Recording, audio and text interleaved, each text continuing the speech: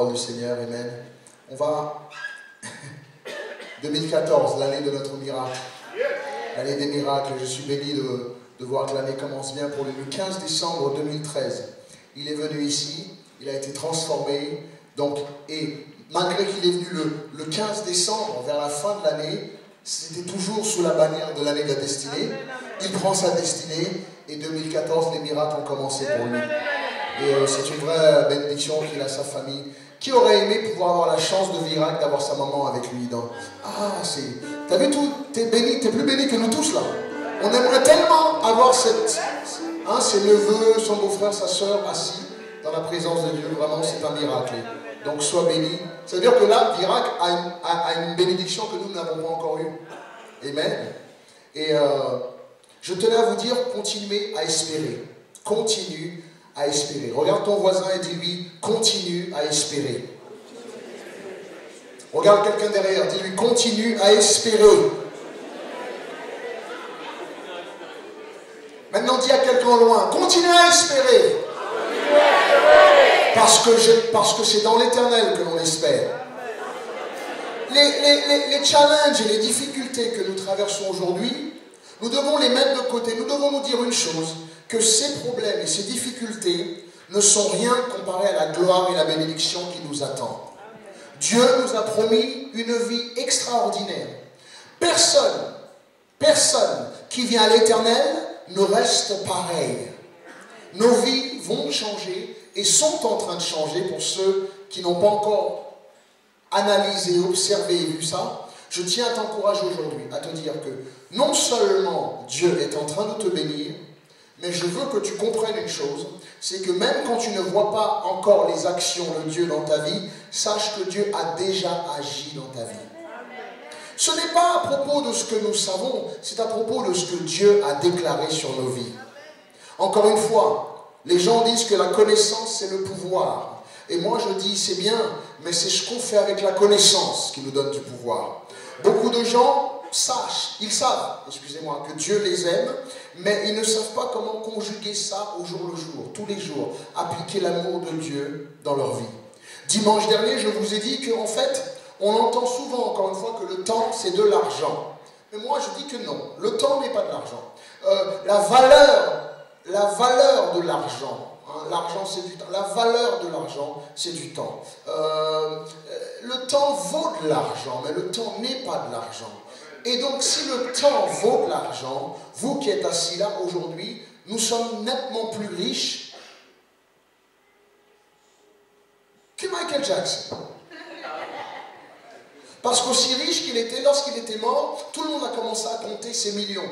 Lorsque vous allez mourir, beaucoup de gens vont commencer à compter les millions. Le conjoint qui est en vie va tout de suite aller à la banque et commencer à analyser et voir combien d'argent tu lui as laissé. Et ensuite, combien d'argent il faut partager. Donc, quand les hommes riches meurent, on commence à compter leur fortune. Et pourtant, celui qui est en vie a beaucoup plus de fortune que celui qui meurt. Parce que le temps est quelque chose de tellement précieux que le clic, le compteur commence à démarrer le jour où tu sors du ventre de ta mère. Les Asiatiques comptent les 9 mois dans le ventre aussi. Lorsque j'étais à Los Angeles il y a quelques jours, quelques semaines, nous avons vu que le vendredi où je voyageais, c'était le nouvel an chinois. Le nouvel an de tous les Cambodgiens, Vietnamiens, Chinois, Asiatiques ont fêté le nouvel an. Et eux comptent aussi et comptabilisent les 9 mois qu'on passe dans le ventre. Donc, je tiens à vous dire que vous êtes encore plus riches que beaucoup de ceux dont vous idolâtrez. Ceux qui sont dehors et qui ont peut-être, ou qui vous semblent peut-être être riches. Sachez une chose, que vous avez la paix, ceux qui ne l'ont pas. Vous avez la santé. Et s'ils ont la santé, ils n'ont pas la paix. On peut voir tous ces artistes, ces chanteuses et ces chanteurs qui, au jour le jour, ils sont riches, tu chantes leurs chansons. Ils ne connaissent même pas un mot de Dieu et de divin. Et pourtant, ils sont remplis d'argent et en même temps rentrent de cure des désintoxication en cure de désintoxication. Ok? Donc, vous pouvez voir une chose, c'est que le Seigneur vous aime. Vous avez une chose que ce monde espère avoir, aurait aimé avoir, et c'est l'amour divin. Maintenant, je vais vous choquer. Beaucoup de gens disent, nous avons une âme. Qui le sait? Qui le sait que nous avons une âme? Fais voir les mains. Nous avons une âme. Et aujourd'hui, je tiens à te choquer de te dire non, je ne pense pas que tu as une âme, en fait. Tu es une âme. En fait, tu as un corps. Amen. Amen. Pasteur, où est-ce que tu nous emmènes? Très souvent, on dit que nous avons une âme. Nous avons une âme sensible. Non, non, non, non. C'est l'inverse. Nous sommes une âme, nous avons un corps. Et je ne sais pas si tu peux me trouver ça sur Internet. On va projeter quelques images. Marc, essaye de voir un peu avec l'ordinateur. Parce que je vais vous parler aujourd'hui du fait qu'en quelque sorte, nous sommes tous des âmes assis dans un corps ce matin. La spiritualité, la différence entre la religion et la spiritualité. La religion, c'est qu'on a une âme et on essaie de toucher, de savoir ce que l'âme va faire et plaire à Dieu. La spiritualité, c'est au contraire. Nous avons un esprit, c'est l'esprit qui prime, c'est l'esprit qui vivra. C'est l'esprit qui est important. Et c'est lui qu'il faut faire progresser dans les voies de Dieu. Alors tu me diras, pasteur, quelle est la différence? Lorsque je vois une banane, je ne mange pas la peau de la banane, c'est ce qui est à l'intérieur qui m'intéresse. Vous ne pouvez pas me trouver des images? Je l'ai dit à Marc, il a dû s'endormir. Est-ce qu'on peut me trouver des images de fruits, là, qu'on projette un peu quelque chose? Non, vous ne pouvez pas? Quand je coupe une orange, ce n'est pas la peau qui m'intéresse, c'est ce qui est à l'intérieur. Amen. Quand je prends une cacahuète, ce n'est pas la peau qui m'intéresse, c'est ce qui est à l'intérieur. Amen. Et quand je vous vois, vous, ce n'est pas vous qui m'intéressez, c'est ce qu'il y a à l'intérieur. Le Seigneur a su placer partout la principale, le besoin de manger un fruit. Ce n'est pas l'extérieur qui nous intéresse, c'est non seulement à l'intérieur, mais à l'intérieur, une fois qu'on mange ce qu'il y a à l'intérieur, il y a des choses que nous ne voyons pas qui vont entrer dans notre vie, les nutriments et ce que l'on a besoin dans notre corps, et il va faire son travail. Aujourd'hui, je vais vous parler de cela. Il n'y a pas longtemps, j'étais en train de prier avec mon fils, l'un de mes garçons, c'était le petit Nathan. Et Nathan m'a dit, oh papa, j'aimerais bien voir Dieu. Alors je lui ai dit, pourquoi? Il me dit, ben, si j'aurais vu Dieu, ça me permettrait de mieux le croire en lui. Ben, je lui ai dit, écoute, c'est bien ce que tu viens de dire, mais sache une chose, chérie, qu'en fait, le problème, ce n'est pas que tu ne vois pas Dieu. Le problème, ce n'est pas que tu ne vois pas Dieu. Le problème, c'est que tu ne m'as jamais vu et tu n'as jamais vu ta maman. Mon fils, il me regarde et il me fait, attends, quoi? Je n'ai pas encore vu maman, mais je la vois tous les jours. Je dis, non, c'est ce que tu dis. Tu dis nous voir tous les jours et que tu désires voir Dieu. Alors, supposons que, sans faire du mal ni à ta maman ou à quelqu'un, qu'on puisse aller à l'intérieur de son corps et observer les cellules qu'il y a et regarder tout ce qu'il y a dans les cellules. Est-ce que nous pourrons mettre la main sur la cellule qui fait qu'elle t'aime, la cellule qui fait qu'elle soit triste, la cellule qui fait qu'elle soit ceci? Il m'a dit, ben non, je ne crois pas, je ne pense pas. Ben, je vous dis, c'est exactement pareil avec Dieu. Dieu, en fait, nous pensons ne pas le voir parce qu'on n'arrive pas à arriver à l'infime microscopique d'analyse de qui est Dieu. Et nous, c'est pareil.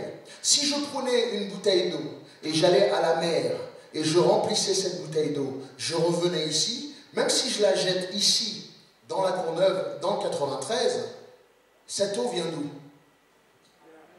Donc si j'analyse chimiquement ou sous-microscopiquement l'eau de la mer et j'analyse celui que je viens de déverser à la Courneuve, n'auront-ils pas les mêmes attributs? Ne seront-ils pas pareils? Aujourd'hui, je suis en train de vous faire comprendre que si nous venons de Dieu, nous avons été créés par Dieu, sachez une chose, qu'en fait, ce n'est pas notre âme est éternelle. Donc ce qu'il y a d'important dans ce que je vois aujourd'hui ce matin, c'est que même si je vois la cacahuète à l'extérieur, ce qui est important à Dieu, c'est intérieur. Ce qui est important à Dieu, c'est l'âme qui est assise dans ce corps. Ce qui est important à Dieu, c'est ton âme. Mais malheureusement, ce qui est important à l'ennemi aussi, c'est ton âme. La bataille n'est pas pour ton corps. La bataille n'est vraiment pas parce que ton corps, poussière tu es, tu retourneras là. Alors je me demande pourquoi vous prenez tellement soin de vous extérieurement. Vous aimez vous coiffer, vous aimez vous pamper, vous aimez vous habiller, vous aimez prendre soin de vous. Vous aimez être à l'extérieur quelque chose de magnifique pour que les gens disent « Waouh, il ou elle est belle ». Vous savez comment vous coiffer, vous savez comment vous habiller, vous mettre en valeur. Et pourtant ce corps est en train de dépérir. Ce corps est en train d'aller au tombeau. Pour certains dans 60 ans, pour d'autres dans 80 ans. Je ne sais pas combien d'années. Chaque personne qui est née sur terre a une date de préemption sur sa tête. Nous ne la connaissons pas.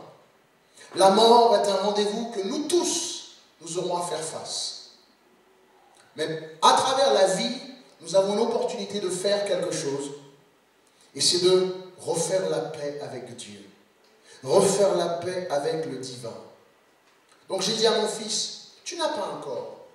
Tu n'as pas un esprit, tu es un esprit avec un corps à l'extérieur. En fait, nous voyons que ce qui va se passer même quand on meurt, c'est que ce corps va être mis à la poubelle. Ce corps va être mis à la poussière. Et le Seigneur est en train de préparer un autre lieu où nous allons être. En fait, nous ne sommes que de passage. C'est vrai que c'est difficile de comprendre, puisque pendant toutes ces années, vous avez cru que vous aviez une âme. Et là, je suis en train de vous dire non. Pendant toutes ces années, c'est un corps qui vous a été prêté. Voire même les gens qui se font amputer d'un bras ou d'un pied ressentent l'organe au loin parce que l'âme ne peut pas être amputée d'aucune partie.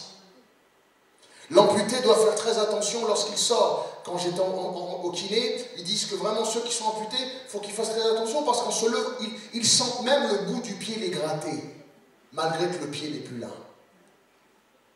Le point important que je tiens à te dire, c'est que, en fait, Dieu, nous tous qui sommes assis là, avons-nous réellement vu Dieu? Qu'on soit musulman, qu'on soit catholique, qu'on soit bouddhiste, qu'on soit protestant, quelle que soit la foi que tu as. Nous essayons de dire aux gens que nous servons un Dieu dont on ne voit jamais. Donc ma question c'est, vous êtes en train de le servir comment? Vous êtes en train d'adorer Dieu comment? Vous êtes en train d'honorer Dieu comment?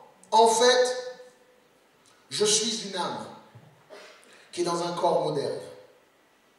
Je suis une âme qui Dieu a permis de naître. Et lorsque le miracle biologique se faisait, ce n'est pas l'âme qui est venue d'abord, ensuite un corps, mais lorsque Dieu a fini, était en train de former et de donner forme à ce bébé dans le ventre de sa mère, le Seigneur a permis que l'âme rentre dans ce corps. Nous sommes tous des êtres spirituels. Nous sommes tous des êtres arrivés lorsque nous quittons cette terre, nous allons tous embrasser pleinement notre vie spirituelle. Nous n'aurons plus ce corps qui nous embête, nous n'aurons plus ce corps qui, en fait, nous pose problème. Nous n'aurons plus ce corps qui nous permet d'être peut-être en train de manger. Nous n'avons plus. Je disais ça récemment à quelqu'un. Je disais, en fait, quand tu dors ou quand tu es réveillé, lequel est plus important? Là, aujourd'hui, vous êtes tous réveillés. Vous pensez que vous êtes réveillés. Mais moi, je dirais l'inverse. Parce qu'à chaque fois que le corps est réveillé, c'est l'esprit, ton âme, qui doit être mis en pause pour permettre à ce que le corps fasse certaines choses. Mais, si nous analysons bien, ce corps a un temps où il peut résister. Ensuite, ce corps va devoir être rechargé. Donc, nous voyons qu'en fait, la machine, c'est ce que vous voyez à l'extérieur. À un moment ou à un autre, il faut qu'on nourrisse ce corps. Il faut qu'on mange.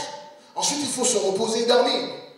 En fait, ce qu'il y a de moins important dans la configuration que tu es, c'est sur celle-là que tu donnes toute ton attention, qui est ton corps. Et l'homme et l'humanité oublient de prendre soin de ce qu'il y a de plus important, c'est son esprit. Je ne vous ai pas perdu, là, ça va? C'est bon, je continue? Parce qu'en fait, tu es esprit. Dieu est esprit. Et quiconque doit l'adorer en esprit et en vérité. Nous avons tendance à penser que c'est notre corps. Bien sûr, aujourd'hui, j'ai un titre, mais je ne veux pas être reconnu pour mon titre. J'ai une position, mais je ne veux pas être reconnu pour ma position. Je ne veux pas être reconnu pour ce que j'ai, mon apparence. Je ne veux pas être reconnu pour le quartier ou ce que j'ai fait. Je veux simplement être reconnu pour l'âme que je suis.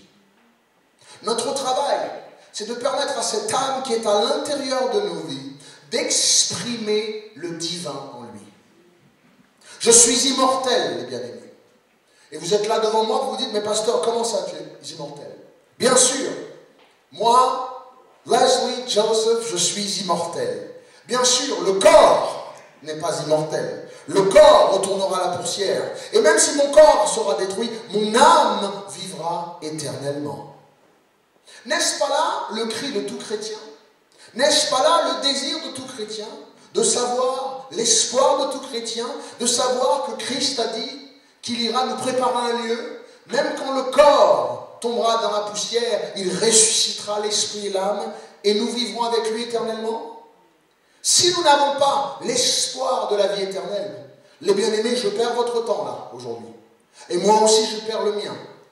Si vous ne croyez pas à la vie après la mort, ce n'est plus la peine de croire au divin ou en Dieu. Parce qu'en fait, l'humanité tout entière cherche à connaître l'au-delà. L'humanité tout entière cherche à connaître le divin. Et nous, chrétiens, nous avons tout simplement accepté que comme l'homme ne pouvait pas aller vers le divin dans sa condition, que le divin est venu à l'homme dans la personne de Jésus-Christ. Il s'est formé, il s'est forgé un corps. Une fois qu'il a formé ce corps, l'Esprit de Christ est rentré dans ce bébé. Nous savons que Christ avait déjà de toute façon existé bien avant. Alors, pendant qu'on regarde ces quelques images, nous pouvons voir que la pomme, l'extérieur peut être... qui a déjà vu une pomme où l'extérieur n'est pas joli, mais quand tu croques dedans, c'est trop sucré. On se dit, mais ça n'avait pas l'air. Hein. Et là, même le pot qui est un peu flétri, même tu croques ça parce que c'est trop sucré. Maintenant, qui à l'inverse a vu une pomme, elle est belle à l'intérieur, et quand tu croques, on dirait de la farine. Et tu la jettes, tu dis, oh la vache, qu'est-ce qui se passe? Donnez-moi d'autres fruits, n'importe quel autre fruit, vous allez voir. En fait, nous savons, même dans la graine que nous allons planter au sol, nous savons que l'extérieur de la peau va partir. La chose la plus importante, prenons un œuf par exemple. L'œuf, la chose la plus... Qui mange la coquille de l'œuf? Amen. Nous ne nous occupons pas de la coquille et de ce qu'il y a à l'extérieur.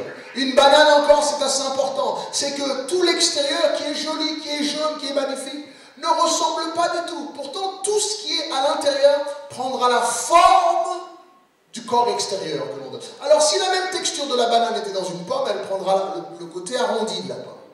L'âme, l'esprit que nous sommes, prend forme dans notre corps pour un temps précis. Ce corps est voué à aller et retourner à la poussière. Je sais que tu comprends ce que je te dis. Alors certes, tu penses pouvoir décider de ta vie et de ce que tu vas faire. Maintenant, je vais te dire une chose. Aujourd'hui, à partir d'aujourd'hui, sache que la chose la plus importante dans ta vie, c'est ton âme. C'est pour ça que Christ se bat pour ton âme et l'ennemi se bat pour avoir ton âme. L'ennemi est prêt à te laisser vivre tout le plaisir que tu veux sur terre. Nous voyons tellement de chanteurs et de chanteuses qui vendent leur âme au diable pour avoir le luxe, pour avoir le succès. Et quand tu leur parles, ils disent « Ah, je préfère profiter de la vie maintenant. Et mon âme. » Et pourtant, quelle arnaque, puisque la vie sur terre n'est que temporaire. C'est la vie éternelle qui perdure. Donc ils ont réussi à arnaquer pas mal de gens. Regardons la noix de coco par exemple. La noix de coco à l'extérieur, le frère nous avait donné l'exemple de la noix de coco, excusez-moi, et ça m'a fait penser à ça. C'est qu'aujourd'hui vous avez dans la noix de coco la Trinité en elle-même. La noix de coco, et chaque fruit d'ailleurs. Vous avez l'extérieur, vous avez la chair qui est là, et vous avez l'esprit à l'intérieur qui est le lait. Vous avez quelque chose à l'intérieur. Et l'esprit qui est à l'intérieur est ce qui... Vous savez que l'eau qu'il y a là, c'est l'eau de la coco qui forme la chair de la noix de coco. Et tout ça enfermé dans une... C'est pour ça que quand tu coupes une noix de coco trop vite, à l'intérieur il y a beaucoup d'eau, mais il y a très peu d'eau. Il y a juste une petite crème. Parce que c'est le liquide, c'est ce qu'il y a liquide à l'intérieur qui se forge et qui fait cette chair. Mais vous allez tout de suite aller me dire, celui qui mange l'extérieur, celui qui prend... Allez, on va prendre un exemple. On envoie Marc au Burkina Faso. Mon frère. Il va au Burkina Faso, et c'est un blanc. Il arrive au Burkina Faso, tu donnes une noix de coco, il a fait « Oh, c'est super, merci ». Parce que comme il n'a jamais vu de noix de coco, il ne saura pas quoi faire avec. Et toi, tu es là, tu le regardes et tu fais, ben vas-y. Et lui sera là pour dire, ben merci. Alors tu peux prendre la noix de coco et quand tu vas la secouer, tout de suite tu vas dire quoi? Il y a quelque chose à l'intérieur. Écoutez, quand la vie nous secoue, c'est là qu'on sait qu'il y a quelque chose à l'intérieur. Quand l'ennemi et les problèmes viennent nous secouer. Amen. Quand ça commence à secouer, c'est la même, tu dis, aïe, il y a mon âme à l'intérieur, je ne vais pas bien. Le décès de quelqu'un, je ne vais pas bien. Qui s'est levé ce matin, pas ce matin, j'espère pas ce matin, mais qui de temps en temps, tu te lèves le matin et tu es triste et tu pleures. Tu ne sais pas pourquoi, personne t'a tapé. Et ton âme pleure, parce que ton âme est triste. Et tu dis, ça va, je ne sais pas. Et à l'inverse, qui se rappelle que quand tu étais sorti, tu étais resté trop longtemps dehors, et en rentrant, ta maman t'a donné une fessée, une volée pas possible, parce que tu as dépassé l'heure. Amen? Amen. Mais tellement tu t'es amusé dehors, la volée n'avait fait rien du tout. Quand tu tapes, tu fais mais tu penses au bail. Tu penses à la nouvelle copine que tu as. Qui comprend? Hein? Les frères eux-mêmes? Les sœurs eux-mêmes? Alors tu es là et tu prends une volée. Non, je me rappelle. Tu n'as même pas mal. Parce que ton corps, tu as pris le dessus de ton esprit. Ton esprit est merry, est happy, est en pleine forme, est heureux. Et il fait abstraction du coup que tu as. Très souvent, quand tu as un gros accident, tellement que le corps part en choc, l'esprit prend le contrôle et tu n'as plus de douleur. Tu te demandes qu'est-ce qu'il y a. Nous pouvons garder n'importe quel fruit. Tant que Marc n'ouvre pas cette noix de coco, Marc ne pourra jamais avoir les nutriments et les nutritions et tout ce qu'il faut de la noix de coco. Et de la noix de coco, tu peux faire du beurre, tu peux faire de la cuisine, crème de coco, tu peux faire de la glace au coco, sorbet au coco, poulet au coco, punch au coco. Le frère, il était là, il a fait, attends, dis notre truc à nous. Là, t'as parlé ailleurs, mais nous, la Guadeloupe, les Antilles, dis-nous punch au coco. C'est vrai, le punch au coco. La noix de coco, l'homme a su masteriser, l'homme a su prendre un fruit, et l'homme a su voir au-delà de l'extérieur et extraire ce qu'il y a à l'intérieur. Un autre fruit, si tu regardes, cherche-moi Internet, trouve-moi-en. Tu as qu'à le Google. Et Dieu est venu sur terre. Et il est en train de te dire qu'il y a une chose qui est importante à lui, et c'est certainement pas l'extérieur. Dieu n'est pas venu pour que tu sois plus belle ou plus beau. Dieu est venu pour que l'âme qui est à l'intérieur, ton âme ne vieillira pas. Tu me vois moi là, même si mon corps meurt et je ne sais pas quand est-ce que je quitterai cette terre, je serai ravi le jour où je quitterai cette terre. Parce qu'il y a une vie qui m'attend que je n'ai pas encore vue. Je ne suis pas en train de te parler de trucs. Alors c'est vrai que dans l'église nous parlons de choses simples et de dire Dieu. Mais oui, mais si Dieu n'arrive pas à changer l'âme d'une personne, Dieu n'a rien réussi. Qui a vu que des gens viennent à l'église et se disent chrétiens et sont méchants? Parce que leur intérieur n'a jamais été changé. Les gens se disent baptisés, hommes, pasteurs, femmes de pasteurs, sœurs, frères, chrétiens. Ils viennent et qui font n'importe quoi, ils blessent les gens, ils mentent, ils trichent, ils trompent, ils tuent, ils volent. Tout ça au nom de la religion. Et tu te dis, mais comment ça peut se faire? Des fois, on se dit, mais c'est vrai, moi, la dernière fois, quelqu'un m'a dit, pasteur, à l'église, c'est là où il y a le plus d'hypocrites. Tu sais ce que je lui ai dit? C'est vrai, ma soeur. À l'église, c'est là où il y a le plus d'hypocrites. Si c'est vrai, dis Amen.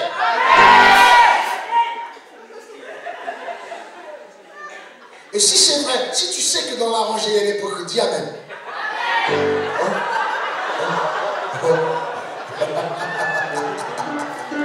Ça, c'est pour tous ceux qui s'endormaient, là, je les ai eus.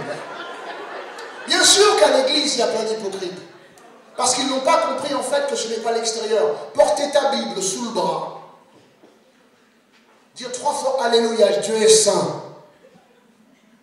Mettre ta cravate, les chaussures comme ça, là. Qui a vu les frères qui sont comme ça, les frères? Qui a vu des frères? Qui connaît ses frères? Qui qu'on connaît?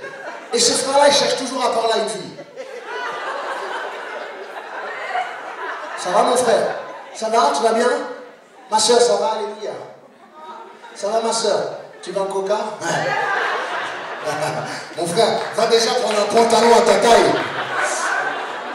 Amen. Ce n'est pas le fait de porter une Bible. Ce n'est pas le fait d'aller à l'église qui te sauve. Amen. Pour tous ceux qui pensent qu'être venu à l'église, c'est ça qui t'a sauvé, absolument pas. À l'église, c'est l'endroit où il y aura le plus de perdus. Parce que ce n'est pas parce que tu es assis à l'église que tu es sauvé. Ce n'est pas parce que tu as dit oui à Dieu une fois dans ta vie que tu es sauvé. Certains viendront à Dieu en disant j'ai fait des miracles en ton nom. Il dira retire-toi de moi, je ne te connais pas. Qu'est-ce qui s'est passé? À quel moment? Le Seigneur nous fait comprendre que dans les fruits que nous devons porter, ces fruits-là doivent résonner et être au reflet de notre âme. Il nous a parlé du fruit de l'esprit. Ah! Les fruits de l'esprit. Et si nous savons comme la noix de coco, il y a l'écorce, il y a la chair, il y a l'eau, n'est-ce pas? Nous savons, nous, il y a la chair, il y a l'âme et il y a l'esprit. Et si nous savons que si l'esprit de Dieu est en nous, parce que rappelez-vous, à la tour de Babel, il dit, je vais retirer mon esprit de ces gens-là, ils sont méchants. Ils vivront que 120 ans. Ok? Mais lorsque nous acceptons Christ et nous venons à lui le jour de la Pentecôte, le Saint-Esprit est descendu, nous a remplis, nous sommes redevenus complets, parfaits, pleinement conduits du Saint-Esprit.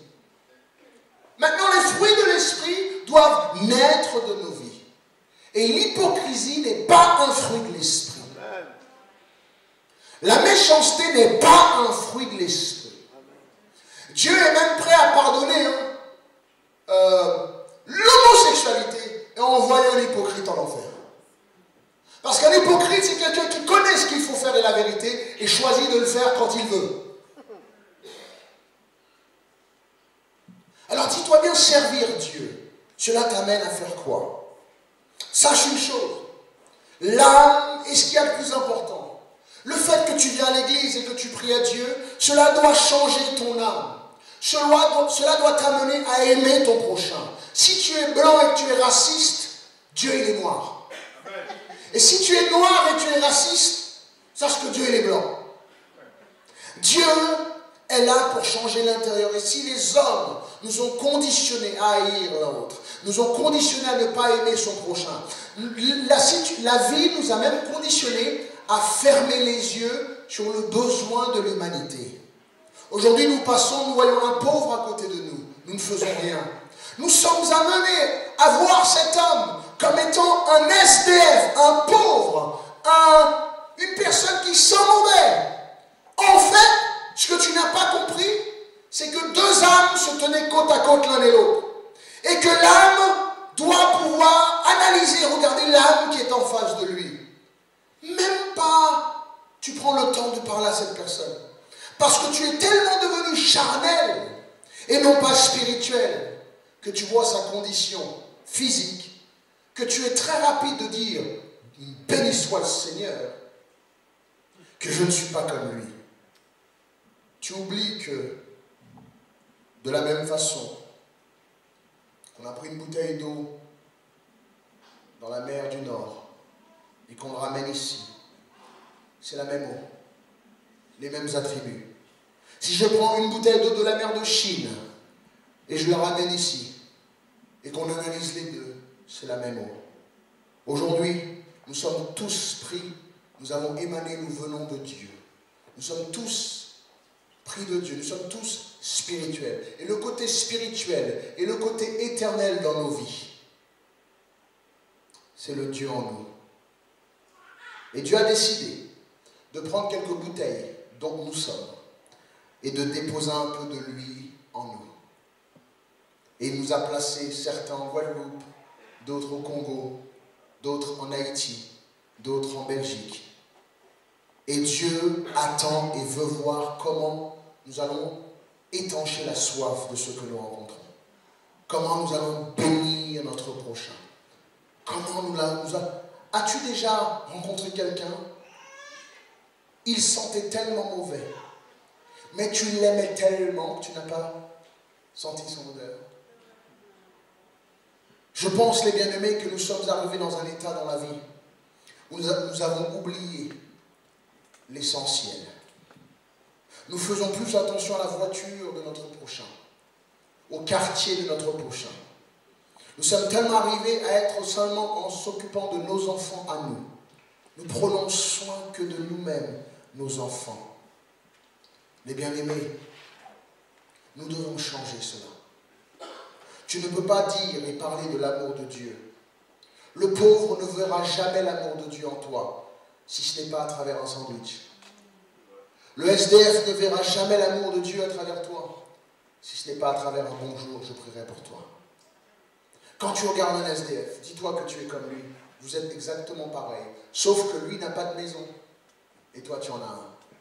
Quand tu rencontres quelqu'un qui est malade, prends patience, prie pour cette personne, que ton âme ressente sa douleur. Pourquoi? Parce que, qui le sait, un jour, tu seras peut-être dans cette condition. En fait, nous avons tous des modèles de corps qui, tant bien que mal, perdurent dans la vie. Chaque modèle de voiture transporte quelqu'un. Une voiture ne se conduit pas tout seul. C'est important. Un homme ne se conduit pas tout seul. Et si vous oubliez de voir Dieu dans la personne qui est assise à côté de vous, en fait, vous raterez Dieu parce que votre esprit est ce qui représente Dieu. C'est pour ça que Dieu veut en prendre soin. Jésus-Christ a dit, ce qui est le plus important, c'est ton cœur. Il ne parlait pas du cœur physique, il parlait certainement de ton esprit. Le cœur de la noix de coco. Tiens, on va en prendre un autre.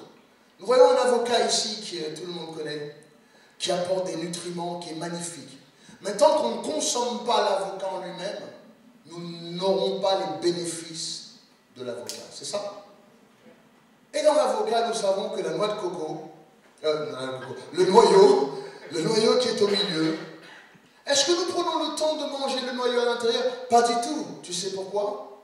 Parce que une fois qu'on mange et que le corps est ouvert et qu'on consomme ce qu'il y a à l'intérieur, si nous voulons continuer, il faut replanter le noyau. Le Seigneur nous a dit, quand on mourra, il replanterait le noyau. Mais comment, pasteur, il va le replanter? Je ne vous laisserai pas seul, je vais aller vous préparer un endroit, là où je suis, vous serez aussi. Amen. Donc il est parti nous préparer quelque chose. Il est parti nous préparer de la même façon, avant qu'on vienne sur terre, je pense que le corps a été préparé. Le physique, l'amour entre un homme et une femme, la biologie a donné un embryon et soudainement, l'esprit est arrivé, le cœur a commencé à battre, et l'enfant a pris naissance. Et quand l'enfant arrive, tu le regardes, et quand tu le regardes, et nanani nanana, et plein de choses, et tu regardes et tu penses que tu as créé le bébé. Tu as peut-être, bien sûr, physiquement, il a tes attributs. Mais cette âme qui est en cet enfant est éternelle. C'est pour ça que nous, l'Église, nous ne sommes pas pour l'avortement. Nous court-circuitons ce que Dieu décide de faire. Oui, mais j'ai fait une erreur. Non, peut-être toi tu l'as fait, mais il y en a qui sont mariés, qui aimeraient en avoir et qui n'y arrivent pas. Donc un bébé, ce n'est pas une erreur. Alors, mais pasteur, des fois j'attends, je veux voir Dieu dans ma vie. Et je n'arrive pas à le voir. Le Seigneur nous a dit une chose, c'est qu'il a tout accompli. Quel que soit ce pourquoi Dieu t'a planté quelque part, le Seigneur veut et verra du fruit. Si tu nourris la méchanceté, tu récolteras la méchanceté. Si tu plantes la colère, tu mangeras de son fruit. Les gens disent qu'il y a le yin et le yang, le karma. Et qu'on pense que what goes around comes around, comme on dit chez nous. la roue tourne, voilà, c'est ça, la roue tourne. Et puis, on pense que on n'arrive pas à mettre le doigt dessus. On se dit, mais non, non, non.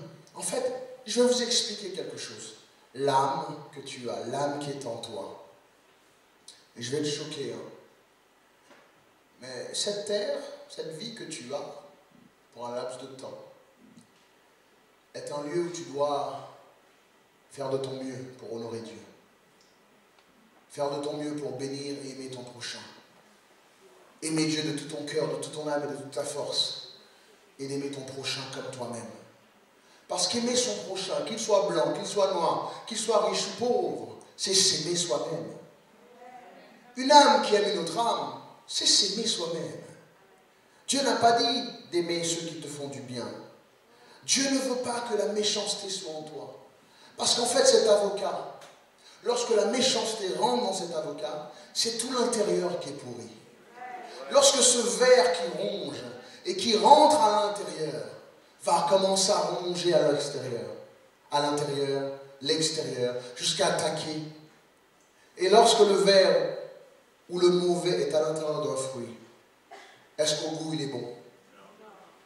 Nous avons appris même de découper un bout de mangue ou un bout de pomme pour manger le reste.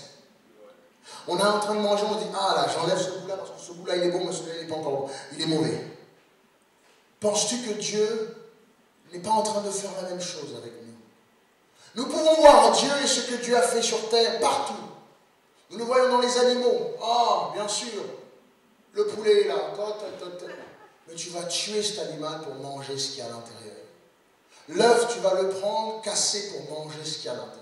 Et tu ne penses pas que Dieu, ce qui l'intéresse, c'est ce qu'il y a à l'intérieur de ta vie. Et pourtant, c'est la partie où tu ne donnes pas à Dieu.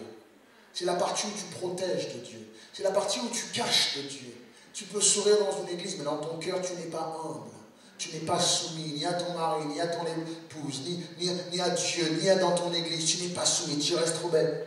Ça va dans ton cœur. Dieu voit ça. Et le Seigneur n'essaye pas de te changer de l'extérieur. Car l'extérieur, écoutez-moi bien, depuis que j'ai rencontré Dieu, je suis toujours pas beau. Paulin, il n'a toujours pas de cheveux. Giovanni, les deux, pas beau, pas de cheveux. Depuis qu'on est venu, on s'est baptisé, cela nous a... Je mets au défi quiconque me dit que depuis qu'il connaît Dieu, physiquement il a changé.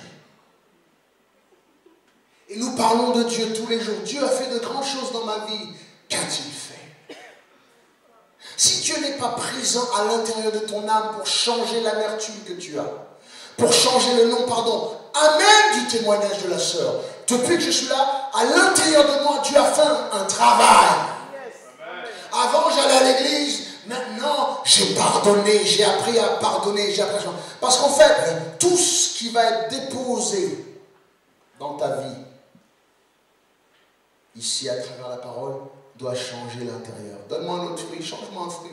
Voilà, l'orange. On va regarder l'orange. C'est aussi simple que ça. L'orange, alors moi j'aime la peau confite de pamplemousse. Je mange ça tous les jours, j'aime beaucoup. Mais, qui aime la confiture de peau d'orange? Miam. Mais ce qui est important pour beaucoup de gens, c'est l'intérieur. Chaque chose que Dieu a fait, il nous a montré et enseigné dans la nature que ce qui a d'important, c'est l'intérieur. Je n'ai encore jamais vu quelqu'un qui achète un crabe, qui mange la peau du crabe et qui jette la viande. Oh! Imagine Félix qui va au Cambodge. Tu lui sors un plat de crevettes et il fait « Ah !» Il décortique, il mange la peau, il jette la viande.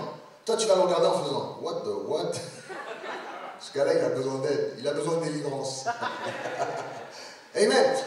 Nous savons que l'extérieur ne nous intéresse pas. L'extérieur ne nous intéresse pas. Le physique nous intéresse. Il est beau, elle est belle. Deux personnes qui sont beaux peuvent être ensemble. Les plus beaux mariages qu'on pense qui sont beaux et belles à l'extérieur ne durent que d'un mois ou de 2 mois. Hollywood a le pire taux de mariage. Pourtant, oh, qu'est-ce qu'elle est belle, oh, qu'est-ce qu'elle est beau. Mais à l'intérieur, qu'est-ce qu'elle est vilaine. À l'intérieur, qu'est-ce qu'il est pourri. Et un fruit pourri, quand tu croques dedans, ça te donne du pourri. Ah bon? Qui a déjà été arnaqué par un fruit? Tu crois qu'il était bon, il n'était pas bon. T'as croqué dedans à pleines dents et c'était acide. Regarde quand tu le croques, voilà, tu fais ah, qu'est-ce qu'il est beau! Oh pff. Et bien Dieu, quand Dieu viendra dans nos vies et décidera de goûter à notre vie, à chaque fois que le Seigneur nous rend visite la semaine, à chaque fois qu'il vient nous rendre visite, qu'est-ce qu'il perçoit de nos vies? Est-ce qu'on est bon au goût de Dieu? Est-ce qu'on lui donne du bon goût? Est-ce que Dieu prend plaisir à nous rendre visite? Parce qu'en fait, je vais vous dire quelque chose qui va vous choquer. Lorsque le Seigneur veut te bénir et descend, Dieu ne descend pas physiquement à côté de toi. L'âme de Dieu se mélange au tien.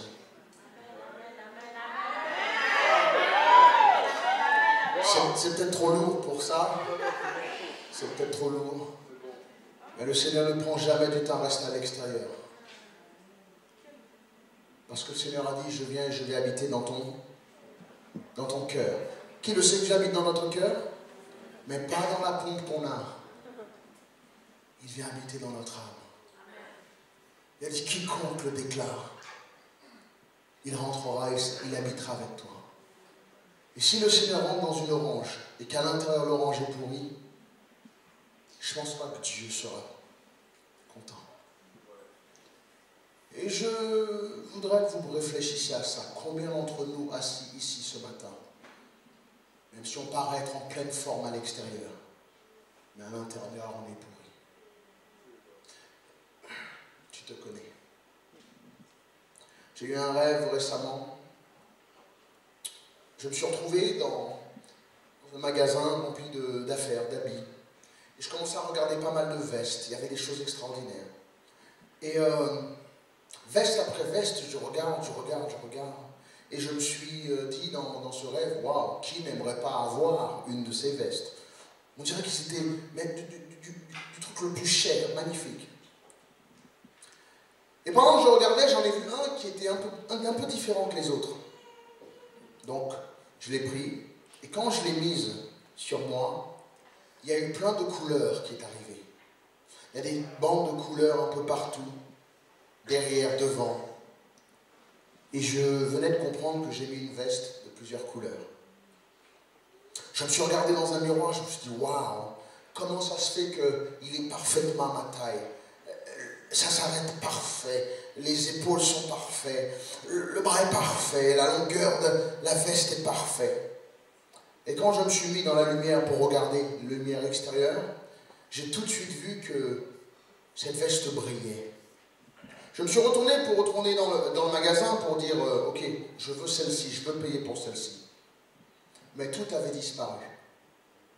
Et la seule chose qui restait sur mon dos, c'était le manteau. J'ai commencé à dire, Seigneur, Seigneur, j'aimerais tellement, c'est celui-ci que je veux. Et une voix retentit, j'ai déjà payé le prix pour ton manteau. Je tiens à te dire que 2014 sera l'année où beaucoup d'entre nous, nous allons porter nos manteaux de plusieurs couleurs. J'ai déjà et j'ai mon manteau de faveur sur mon dos.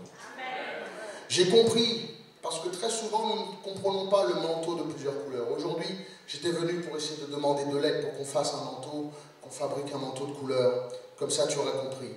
Mais dans ce manteau de couleur, obligatoirement, dans ce rêve, j'ai compris qu'obligatoirement, les 7 couleurs de l'arc-en-ciel sont dedans. Obligatoirement, si c'est un arc-en-ciel que Dieu nous montre et que l'arc-en-ciel est un signe divin de Dieu, de la grâce qu'il a mis sur l'humanité et de la faveur qu'il mettra sur quiconque il appelle, je pense qu'il y a les couleurs de l'arc-en-ciel dessus. Dieu lui-même sur son trône, derrière son trône, un arc-en-ciel qui l'entoure. Et les multicouleurs l'entourent. Dans ce rêve, je ne pouvais pas payer pour ce manteau, parce qu'en fait, il a déjà été payé par le Seigneur. Ce manteau, cette grâce, nous ne pouvons pas l'acheter. Il doit nous être donné. Mais lorsqu'il nous est donné, je te donne un ordre, c'est de le porter. Sache que cette année, tu devrais porter ton manteau de couleur et ta veste avec fierté. Tu devrais comprendre que si Dieu t'a donné sa faveur, profites-en, utilise-les partout où tu vas. Amen. Le fait qu'à l'arrière, il y avait des banderoles, nous révèle dans Isaïe 53 que c'est par ces meurtrissures que nous sommes guéris. J'ai regardé que le col était rempli de choses expensives, chères, très chères. Ce manteau était très, très, très, très cher. Maintenant, les gens ne comprennent pas que Dieu les aime. Le manteau représente la faveur divine. Et j'ai dit au Seigneur, Éternel, est-ce que d'autres peuvent avoir ce manteau?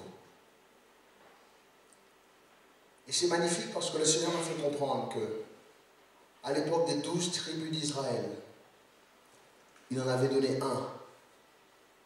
Mais quand Jésus, nous sommes tous ses enfants, nous avons tous un manteau de couleur. Amen. Vous avez tous, là maintenant, vous avez un manteau de couleur. Vous avez la faveur divine sur vous. Je finis avec cela. Pasteur, je pense que cette année, j'aimerais voir Dieu tous les jours, mais depuis le début de l'année, je ne l'ai pas encore vu. Je vais te dire une chose, et je finis avec ça. Tu dois croire en Dieu, même quand il fait nuit. Amen. Tu dois espérer en Dieu, même quand tu ne vois pas la lumière encore. Tu dois espérer. La dernière fois, on parlait de la nuit, de se cogner contre un meuble avec Jacques et Laurence rigolait quand on parlait de la nuit. Et j'ai commencé à réfléchir et je me suis dit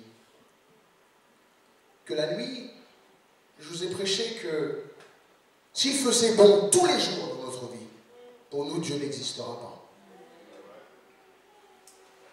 Dieu n'a pas choisi le soleil pour établir sa voie, ses voies et ses volontés avec nous. Le calendrier divin n'est pas solaire, il est lunaire.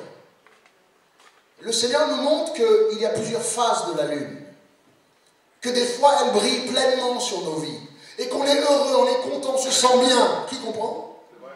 Et des fois on n'est qu'un petit peu. Et des fois ça ne va pas, on se voit juste un sliver, juste un croissant de lune dans nos vies. On se dit, mais à quel moment ça va aller mieux dans nos vies? Le Seigneur m'a fait comprendre que non seulement, lorsque c'est petit, le seul endroit que ça va aller, c'est que ça va grandir. Donc si tu es dans la phase où ça ne va pas aujourd'hui dans ta vie, dans ton mariage, dans ton couple, sache que ça va aller de mieux en mieux. Et que quand tu penses que tout est fini, pouf, la pleine lune sera là pour toi. Mais même dans la nuit, Dieu nous demande de marcher, de ne pas hésiter, de ne pas manquer de foi. Tu dois promettre à Dieu de croire toujours en lui, même quand il fait nuit. Et que même quand ça ne va pas, même quand la nuit est là, tu continues à croire dans ses promesses. Ne doutons pas de Dieu, les bien-aimés, pour les promesses qu'il a faites pour nous. Y a-t-il des gens ici, vous avez eu faim pendant la nuit? Qui a déjà eu faim pendant la nuit? Moi, j'ai analysé ça, que la nuit, quand tu as faim, tu te lèves de ton lit, tu vas dans la cuisine, dans le noir.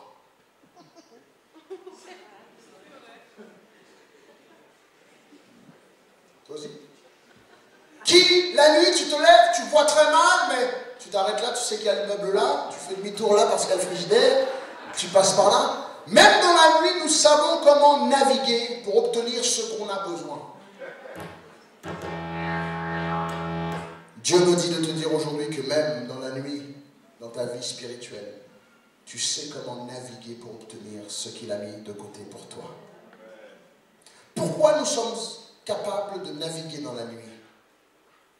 Pourtant, tu n'as pas douté que le frigidaire sera là. Tu n'as pas douté que même s'il fait nuit, qu'il y avait à manger dans ce frigidaire. Les bénédictions divines sont là, qu'il fait jour ou qu'il fait nuit. Le frigidaire de Dieu est là, qu'il fasse jour ou qu'il fasse nuit. La seule chose que tu dois faire, c'est d'apprendre à manœuvrer autour du noir. Toutes choses que Dieu t'a promis depuis que tu es devenu chrétien ou chrétienne sont encore d'actualité. Je finis avec ça. lorsque la foi obtient un diplôme, lorsque la foi est diplômée, la foi devient la confiance. Tant que tu es encore dans la foi, c'est bon. Mais quand tu arrives comme moi, au niveau où ma foi a déjà eu son diplôme, elle devient la confiance. Et quel que soit ce que Dieu a dit, qu'il m'avait promis quand j'étais jeune, je ne mourrai pas tant que je n'obtiendrai pas ça. Alors je te demande,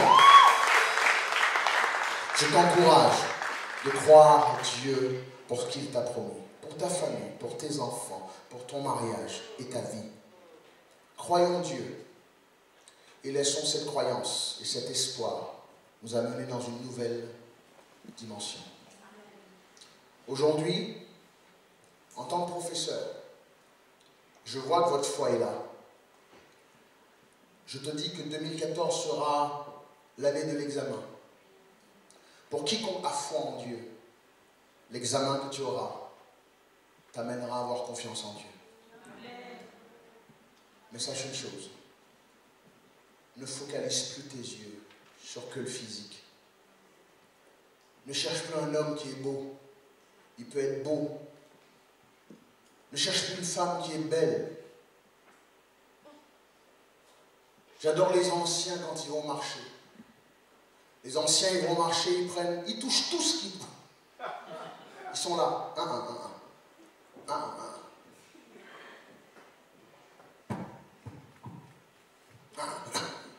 Et ils prennent un autre avocat. Ils savent où appuyer dans l'avocat, n'est-ce pas? Ils vont à l'arrière et font, ouais, ça c'est bon. Toi, tu vois l'avocat tout pas bon, tu dis, mais non, celle-là, elle est belle, maman, elle est grosse, elle est bien. Elle fait Mais le petit avocat, là, tout petit flétri pas beau, mon goût, là. Tu te dis, mais comment elle a su? L'expérience. Tu peux trouver une belle fille. Les frères, je peux te dire, si le goût n'est pas bon à l'intérieur, à chaque fois que tu vas croquer, tu seras comme ça. Chaque fois qu'elle rentre, elle fait, ça va mon chien? Pour Noël, ça va chez nous. Parce que malheureusement, tu ne pourras pas aller remettre.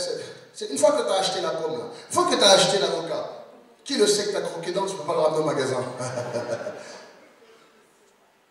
Tu veux manger un avocat pourri toute ta vie? Prends le temps. Je vous assure, l'âme d'une personne est ce qu'il y a de plus important. Aujourd'hui, Dieu te dit, tu n'es pas un corps avec une âme. C'est l'inverse. Ce corps sera amené à retourner à la poussière le jour de la mort. Ça, c'est obligatoire. En sachant ça, vous savez que c'est votre âme qui est importante. Et ce que vous faites aujourd'hui sur terre, c'est ce qui est le plus important. Aimer son prochain, c'est ce qui est le plus important. S'occuper de son prochain. J'en ai rien à faire de ta religion. Si tu veux me parler de religion, garde ta religion. On se verra en bas quand je serai fatigué. Si tu veux me parler de Dieu, l'amour de Dieu, comment toucher l'humanité, comment rendre... Parce que tellement que Dieu a fait du bien dans mon cœur et dans ma vie. Si tu penses que c'est que la maison, les voitures et tes bénédictions qui déterminent que tu es béni, tu n'as pas encore connu bénédiction. Si pour toi les bienfaits de Dieu c'est que matériel et tu n'attends que les bienfaits de Dieu matériellement, tu n'as pas encore connu bénédiction. Viens à mon niveau où on quitte matériel et qu'on voit la patience que Dieu nous donne. Pendant des années, nous n'avons pas réussi à pardonner, on sent cette légèreté du pardon. On n'arrivait pas peut-être à se pardonner soi-même, ou pardonner à un père, une mère, un frère, ou quelque chose qui nous est arrivé. Ça nous a dévasté à l'intérieur. Et soudainement, le poids s'est enlevé. Ça, c'est une bénédiction que l'argent ne peut pas acheter. La conscience tranquille. La conscience de savoir, nous qui étions mauvais, Dieu nous a pardonné. La richesse, elle est énorme. C'est pas d'avoir la voiture dans le garage et le compte en banque. Et non, c'est de pouvoir dormir à tête reposée en disant merci Seigneur. Si cette nuit, Seigneur, mon âme quitte mon corps. Je regarde les médecins, vous dans le corps médical, c'est magnifique. Vous pouvez prendre une main et mettre choc. Non, faut que le revienne. Tant que l'âme s'en va, c'est fini. Quand Dieu rappelle l'âme, c'est fini. Les médecins te disent, nous ne pouvons que rafistoler le corps. Nous ne pouvons que rafistoler tant que l'âme décide autre chose. Quand Dieu ordonne à l'âme de quitter le corps de la personne, tu peux te battre, tu peux même mettre machine pour garder monsieur en vie. Pip, pip. Tu vois, tu penses que pip, pip, le cœur continue à battre et tout, tu penses que l'âme est dedans, c'est fini. Tu vas le garder, c'est un légume, c'est fini. C'est fini. C'est ton âme qui est importante à Dieu. Et je voulais vous parler, je pense que c'est important parce que on ne peut pas se présenter à Dieu en demandant des bénédictions et que notre âme n'est pas bonne. À l'intérieur, c'est pourri. Chaque fois que Dieu se présente dans ta vie, il faut qu'il prenne le temps d'enlever le mauvais. Chaque petite amertume pourrie qui nous sommes. Chaque méchanceté, chaque mauvaise chose qu'on fait. Tu crois que, je l'ai dit, hey, celui qui haït quelqu'un, celui qui attaque son époux, son mari, qui détruit son foyer, c'est comme si tu brûles la maison juste pour tuer une souris. Tu mets le feu dans une baraque juste pour tuer une souris. Après, tu peux revenir en disant à la personne, ça va, tu vas bien, hein, ça va, hein, tu vas bien, hein. Mais attends, mais t'as pas vu le dégât que tu as fait? Et tu penses que c'est aussi facile comme ça de dire, ça y est, tu m'as pardonné, c'est bon, on met ça derrière, on avance.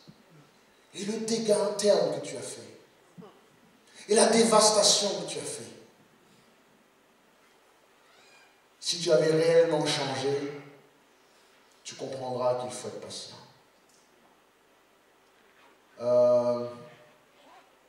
Un autre fruit, et je finis. Je vais vous demander de venir, parce que le mot que j'ai pour vous, c'est beaucoup d'entre vous, vous n'êtes pas bénis parce que c'est l'intérieur qui n'est pas bon.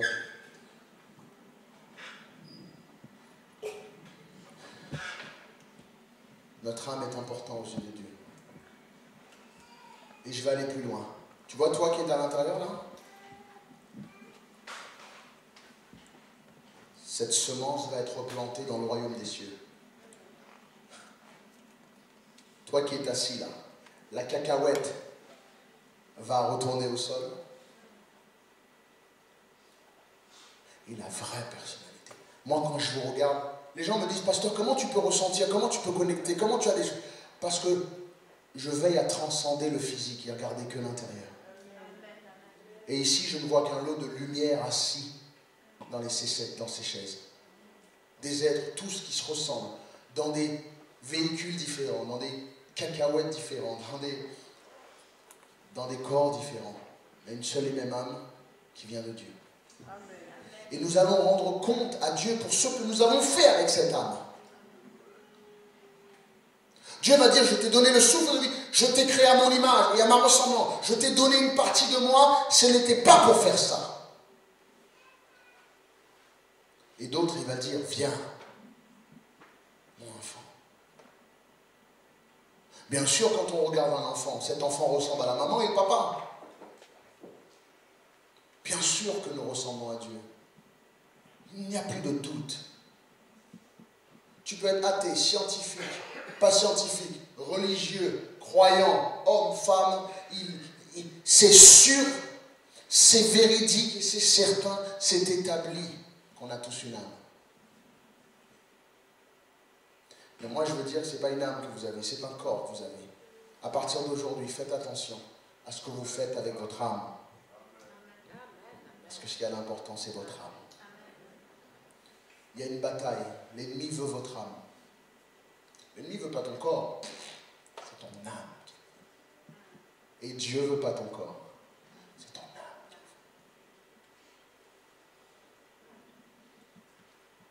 Alors pour quiconque ce matin veut donner son âme à Dieu, il y en a qui donnent leur corps à une religion. Ils vont s'exploser, ils vont faire la profession de croix, ils portent des croix, ou ils se percent la main, ou ils se font exploser dans les religions. Ils croient atterrir au ciel. Non, non, non, non, non, non. Le ciel, c'est pour ceux qui sont semblables à Dieu. Et pour être semblable à Dieu, il faut aimer Dieu et aimer son prochain. Alors quiconque voudrait aujourd'hui une bonne fois pour toutes, si ce message, ce CD-ROM, tu vas le télécharger sur ton cœur et ta vie, et qu'à partir d'aujourd'hui, tu vas comprendre que ce n'est pas l'extérieur, ce n'est pas le faux semblant, de montrer aux gens de sourire et de critiquer les gens et d'être méchant et d'être mauvais. L'intérieur est pourri, mon bien-aimé. Combien de gens, nous voyons par exemple, qui ont oh, je ne pensais pas ça de lui. Oh, je ne pensais pas ça d'elle. La méchanceté qui a sorti. L'intérieur a toujours été pourri. Mais aujourd'hui, hommes et femmes, si tu veux ce matin dire, Seigneur, moi je veux que tu prennes mon âme et que tu le rendes saint. À partir d'aujourd'hui, je vais prendre soin. Même un kiwi. Tu n'épluches pas la peau, manger la peau et jeter le fruit. Ce qui est intéressant à Dieu, ce n'est pas le fait que tu sois assis dans une église comme ça le dimanche matin. Physiquement, tu penses que tu es assis et tu seras sauvé parce que tu as mis les pieds dans une église et à l'intérieur, tu es encore pourri et mauvais. En semaine, Dieu voit. Quand quelqu'un vient et te parle, quel goût il a. Pourtant, nous sommes le sel de la terre. On doit donner du goût à quiconque goûte à nos vies. Mais moi, j'ai déjà mangé des choses on croit que c'est bon et c'est vraiment pas bon. J'ai déjà rencontré des chrétiens qui, soi-disant, étaient chrétiens, tu goûtes leur vie et pah.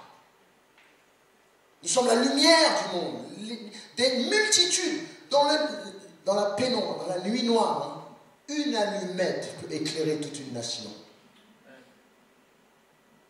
Et je veux être cette lumière. Je veux donner du goût. Je veux donner du goût en Belgique. Je veux vous donner du goût à votre rue. Je veux que quiconque vienne, ça va mon frère. Waouh, ma vie qui était fade a du goût grâce à lui. Quiconque vient à l'église ici, waouh, il était que ceci, mais il a du goût grâce à l'église. Et après, ils verront que ce n'est pas l'église, c'est Dieu dans leur vie. Si ce matin tu veux donner, on peut jouer, je parle aux musiciens aussi. Je serai le plus malheureux des pasteurs en arrivant au ciel et de ne voir ni les chantres ni les musiciens. Parce que pendant tout ce temps, Paulin, il a joué un instrument, il a cru que c'était soi-disant l'extérieur qui m'intéressait, et à l'intérieur de lui, il ne progresse pas, il ne grandit pas, il ne s'améliore pas. Quant au ciel, Dieu, peut-être que là, on est ensemble à l'extérieur, mais au ciel, tu penses que je travaillais pour remplir les sièges ici? Ça ne va pas, non? C'est le royaume des cieux qui a soif de chacune de vous. Vous avez une place là-bas. Les bien-aimés, n'ayez jamais honte de dire que vous êtes croyants. N'ayez jamais honte de dire que vous êtes protestants. N'ayez jamais honte de dire que vous croyez en Dieu. N'ayez jamais honte de dire que vous êtes un homme ou une femme spirituelle. Quelle honte il y a à avoir. Les gens n'ont plus honte à dire je suis homosexuel, je suis gay. Les gens n'ont plus honte à dire je suis marabout, je veux voir les féticheurs. Ils n'ont plus... Amen. Ils n'ont plus honte à montrer leur passion. À la télé, 18h, 19h, 20h, on montre les passions des autres. Et la dernière fois, il y a un monsieur qui vient, sa passion, la vache, Clo-Clo. Sa femme n'en peut plus. Ah!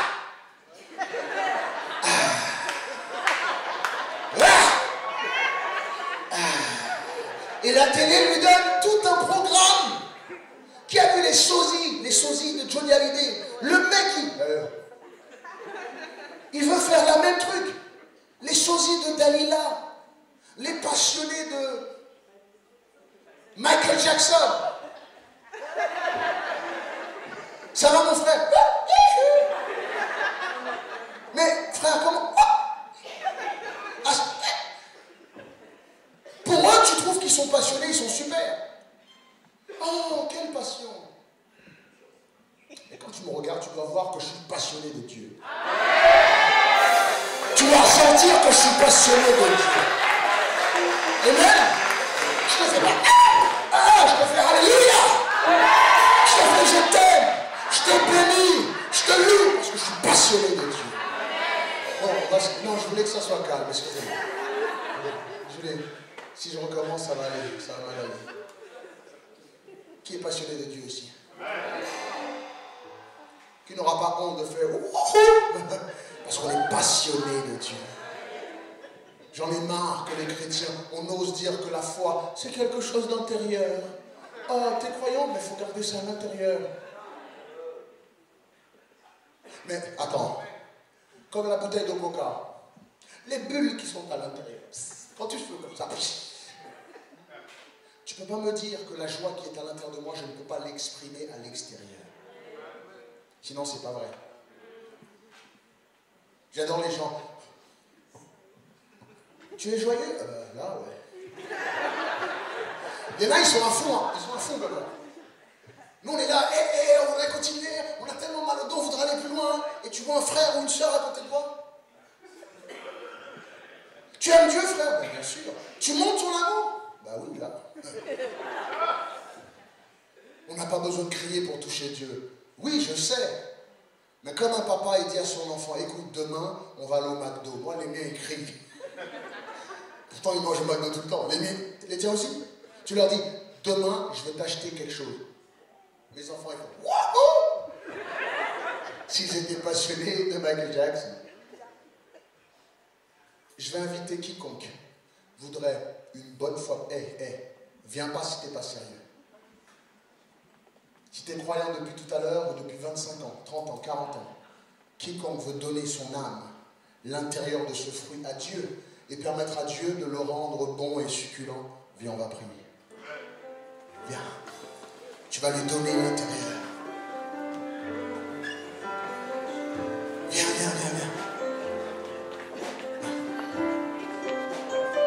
On va lui donner l'intérieur de notre âme.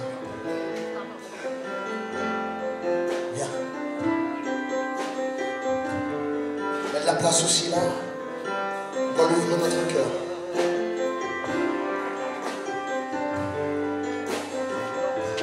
Tu es le seul qui voit brûler mes larmes,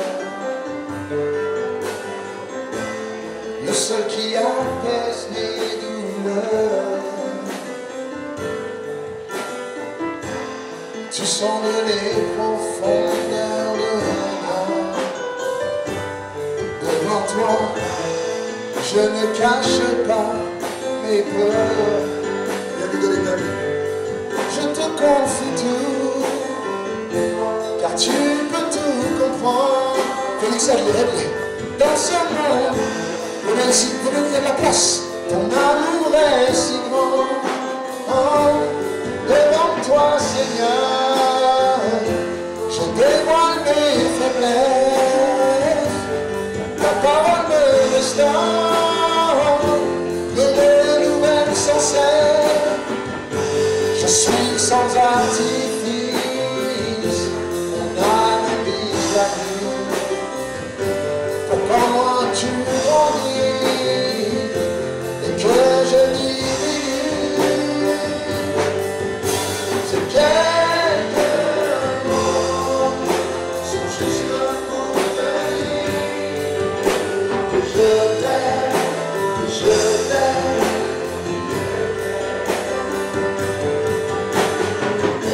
Je dois te demander une chose.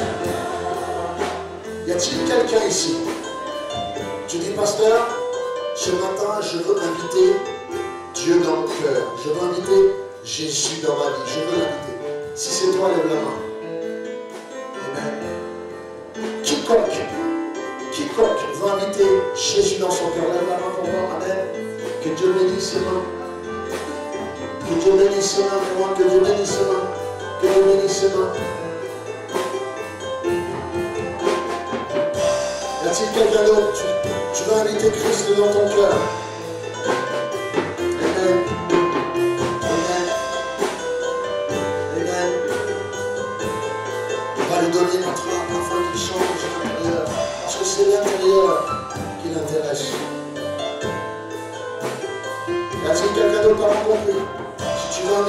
Christ dans ton cœur.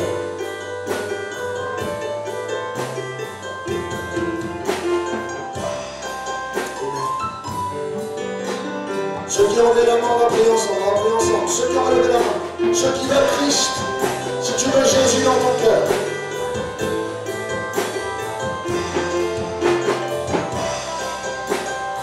Amen. Si tu veux Jésus dans ton cœur. Prions ensemble, prions ensemble. Dis-lui, Seigneur, dis-le, je vais vous aider à prier. Prions ensemble. Dis, Seigneur, ce matin, je t'ouvre mon cœur, je t'ouvre ma vie. Éternel, je te demande de me changer et de me rendre meilleur à l'intérieur. Éternel, ce n'est pas l'extérieur qui compte, mais c'est l'intérieur. Éternel, je ne veux pas être un chrétien de façade. Je ne veux pas être un chrétien seulement à l'extérieur, mais je veux être un chrétien à l'intérieur. Je veux être sauvé à l'intérieur. Je veux être bon à l'intérieur. Je veux que ma vie soit transformée à l'intérieur. Seigneur, je veux te servir à l'intérieur aussi. Je veux te bénir à l'intérieur. Et Seigneur, je déclare aujourd'hui que je suis sauvé de l'intérieur jusqu'à l'extérieur. Au nom de Jésus. Amen.